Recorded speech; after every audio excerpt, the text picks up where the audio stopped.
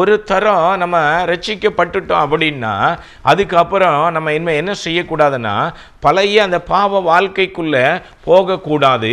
அது முதற்கொண்டு நம்ம எப்படி வாழணும் அப்படின்னா கிறிஸ்து நமக்கு காண்பித்த அந்த பரிசுத்தமான வழியில் நம்ம வாழ வேண்டும் என்பதற்காகத்தான் நம்மை பாவத்தில் இருந்த நம்மை அக்கிரமம் செய்து கெட்டு போயிருந்த நம்மை அவருடைய சுவிசேஷத்தினால மனம் திரும்ப வைத்து மனம் திரும்பதினால் நாம் பெற்ற ரட்சிப்பு, அந்த ரட்சிப்புனால பிதா குமார பரிசுத்த ஆவி நாமத்தினால ஞானஸ்நானம் பெற்று நம்ம சபையில் சேர்க்கப்பட்டு நம்ம என்ன செய்யணும் அப்படின்னா அப்போஸ்தலருடைய உபதேசத்திலையும் அந்நியத்திலையும் அப்பம்பிக்குதலையும் ஜபத்திலையும் வேத வாசிப்புலையும் பரிசுத்தத்திலையும் தெய்வ பயத்திலையும் நம்ம என்ன செய்யணும், அவரோடு வாழ்கிறவர்களாக என்ன செய்ய வேண்டும், காணப்பட வேண்டும்.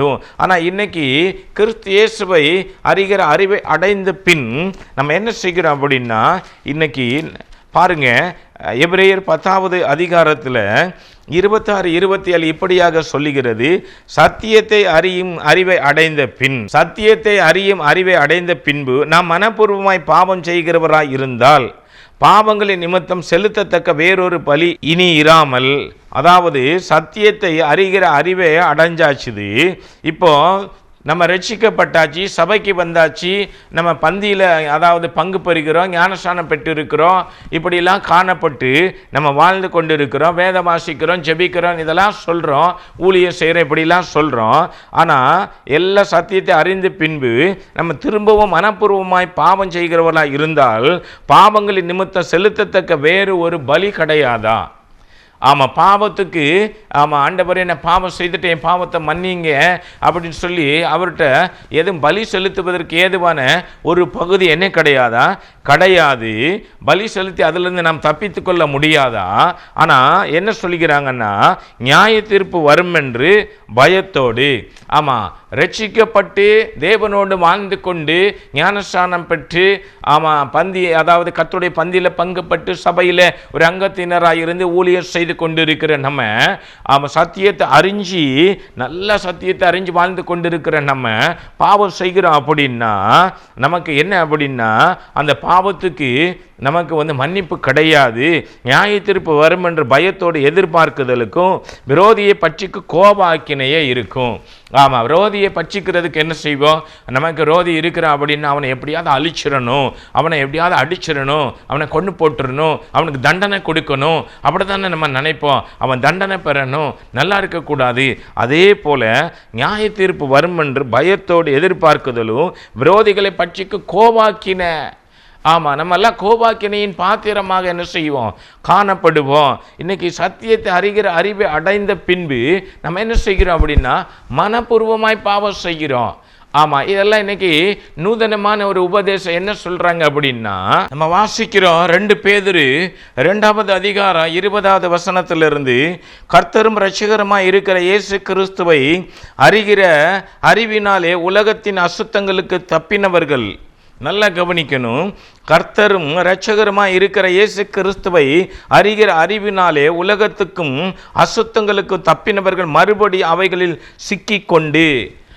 இன்னைக்கு நம்ம என்ன செய்திருக்கிறோம் அப்படின்னா நம்ம ஆண்டவராகிய இயேசு கிறிஸ்து அவருடைய இரத்தத்தால் கழுவப்பட்டு நம்ம இயேசு கிறிஸ்துவ அறிகிற அறிவின் மேன்மையை அடைந்து அந்த ரட்சிப்பை பெற்று உலக அசுத்தத்துக்கு தப்பி பாவத்துக்கு நீங்களாக்கி இயேசு கிறிஸ்துடைய இரத்தம் நம்முடைய சகல பாவங்களை நீக்கி நம்மை சுத்திகரித்து பிதா குமார பரிசுத்தாவின் நாமத்தினால மூழ்கி ஸ்நானம் பெற்று கர்த்தருடைய பந்தியில் பங்கு பெற்று அப்பம்பிக்கிறதுலையும் அந்த ரசத்திலையும் நம்ம பங்கு பெற்று நம்ம சபையில் ஒரு அங்கத்தினர் வாழ்ந்து கொண்டு இருக்கிற நம்ம கர்த்தர் இரட்சகரமாக இருக்கிற இயேசு கிறிஸ்துவை அறிகிற அறிவில் வளர்ந்து வருகிற நம்ம திரும்பவும் உலகத்தின் அசுத்தங்களுக்கு தப்பினவர்கள் மறுபடியும் என்ன செய்கிறோம், அவைகளில் சிக்கி கொண்டால்.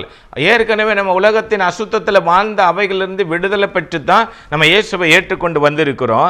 மறுபடியும் அவைகளில் சிக்கிக்கொண்டு அவைகள்னால நம்ம தோற்கடிக்கப்படுவோம் அப்படின்னா, அவைகள் நம்மை மேற்கொண்டு நம்மை பாவத்தில் தள்ளும் அப்படின்னா அவருடைய பின்னிலைமை முன்னிலைமையில் கேடுள்ளதாக இருக்கும். இப்போ ரட்சிக்கப்பட்டு நம்ம ஞானஸ்நானம் பெற்று கர்த்தரோடு சபையில் பந்தியில் பங்கு பெற்று நம்ம ஒரு விசுவாசியாவோ ஒரு ஊழியனாவோ வாழ்ந்து கொண்டிருக்கிறோம். நம்ம சத்தியத்தை அறிகிற அறிவு அடைந்த பின் மனப்பூர்வமா திரும்பவும் உலகத்தினுடைய அசுத்தம். இப்போ உலக அசுத்தம் நம்ம என்ன செய்தோம்? நம்ம இன்னைக்கு எல்லாருமே அதாவது குடிகாரர் அப்படின்னு சொல்வதற்கு கிடையாது, எல்லாருமே விபச்சாரர் என்று சொல்வதற்கு கிடையாது, எல்லாருமே என்ன கிடையாது அப்படின்னா நம்ம எல்லாரையும் நம்ம என்ன செய்ய முடியாது, ஏதோ ஒரு பாவங்கள்ல என்ன செய்திருப்பாங்க, இருந்திருப்பாங்க. அதை நம்ம வாசிக்கிறோம் 1 கொரிந்தியர் 6வது அதிகாரத்தில் 9வது வசனத்திலிருந்து நம்ம வாசிக்கிறோம். அநியாயக்காரர் தேவனுடைய ராஜ்யத்தை சுதந்திரிப்பதில்லை என்று அறியீர்களா? வஞ்சிக்கப்படாதவர்கள் வேசி மார்க்கத்தாரும், நல்ல கவனிங்க, விக்கிரக ஆராதனைக்காரரும், விபச்சாரக்காரரும், சுய புணர்ச்சிக்காரரும், ஆண் புணர்ச்சிக்காரரும், திருடரும், பொருளாசைக்காரரும், வெறியரும், உதாசீனியரும், கொள்ளைக்காரரும் தேவனுடைய ராஜ்யத்தை சுதந்திரிப்பதில்லை. இவங்கெல்லாம் தேவனுடைய ராஜ்யத்தை சுதந்திரிப்பதில்லை அப்படின்னு சொல்லிட்டு, உங்களில் சிலர் இப்படிப்பட்டவர்களா இருந்தீர்கள். அதாவது எல்லாரும் என்ன அப்படின்னா விபச்சாரம், அப்படி விபச்சாரக்காரர் கிடையாது, எல்லாரும் மதுபானத்துக்கு அடிமையானவர்கள் கிடையாது, எல்லாரும் போதைக்கு அடிமையானவர்கள் கிடையாது.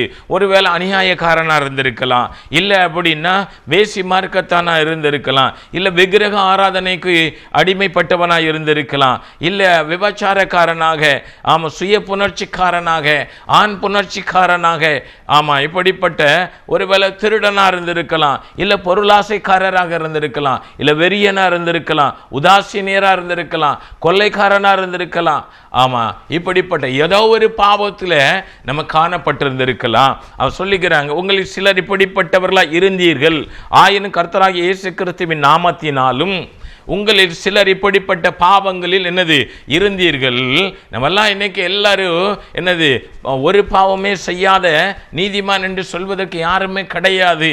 நம்ம எல்லாருமே ஏகமாக கெட்டு அவர்களுடைய வழியில் தப்பி பாவத்தில் வாழ்ந்து கொண்டிருந்த நம்ம ஆண்டவர் என்ன செய்திருக்கிறாங்க, அவர் ரத்தத்தினால சுத்திகரித்திருக்கிறாங்க. இப்படிப்பட்ட பாவத்தில் இருந்த நம்ம நமது தேவனுடைய ஆவியினால் கழுவப்பட்டீர்கள். ஆமாங்க, கர்த்தராகிய இயேசு கிறிஸ்துவின் நாமத்தினாலும் தேவனுடைய ஆவியினால் கழுவப்பட்டு பரிசுத்தமாக்கப்பட்டீர்கள், நீதிமானாக்கப்பட்டு இருக்கிறீர்கள். பரிசுத்தமாக்கப்பட்டுட்டோம். எப்படி அப்படின்னா கர்த்தராகிய இயேசு கிறிஸ்துவின் நாமத்தினால, தேவனுடைய ஆவியினால, இயேசு கிறிஸ்துடைய ரத்தத்தினால கழுவப்பட்டு நம்ம என்ன செய்துட்டோம் அப்படின்னா நீதிமானாய் மாற்றி, நம்மை பரிசுத்தமாக்கப்பட்டு நம்மை நீதிமானாய் மாற்றி இருக்கிறாங்க. இப்போ நீதிமானாய் மாறி இருக்கிற நம்ம திரும்ப நம்ம என்ன செய்யக்கூடாது அப்படின்னா, நம்மெல்லாம் எப்படி இருந்தோம், இப்படிப்பட்ட பாவங்களில் சிக்கி என்ன செய்தோம், காணப்பட்டு இருக்கிறோம் இல்லையா? இப்படி இருக்கிற நம்ம உணர்வு இல்லாதபடிக்கு மீண்டும் அந்த பாவங்களில் நம்ம என்ன செய்யக்கூடாது.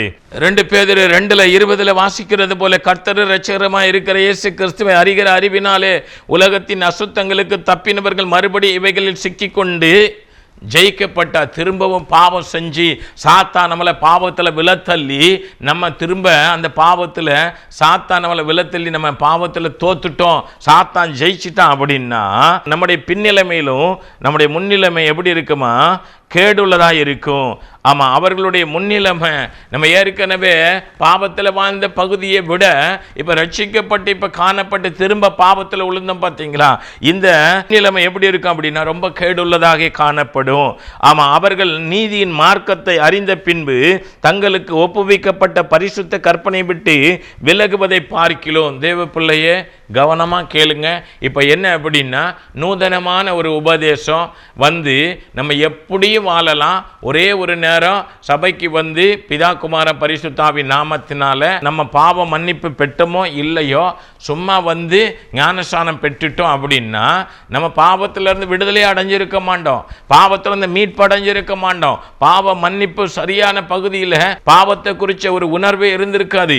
ஆனால் பாவத்தோடையே போய் நம்ம என்ன செய்வோம் அப்படின்னா, சபைக்கு போய் நம்ம என்னாச்சு, சபைக்கு போய் நமக்கு 2 மாதம் ஆயிட்டு, சபைக்கு போய் 2 வாரம் ஆயிட்டு, சபைக்கு போய் என்னது 6 மாதம் ஆயிட்டு, பாவத்தில் இருந்து மனம் திரும்பாத ஒரு பாவிக்கு ஞானஸ்நானம் கொடுக்க வேண்டிய அவசியமே கிடையாது.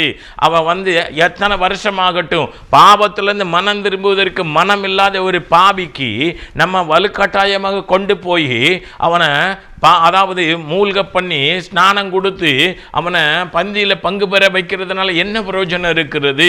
அவன் பாவத்திலிருந்து இன்னும் என்ன மீட்படையவில்லை, பாவத்தை இன்னும் விட்டு விடவில்லை, பாவத்திலிருந்து அதாவது ரட்சிப்பு அடையவில்லை, பாவத்துக்கு அவன் மறிக்கல.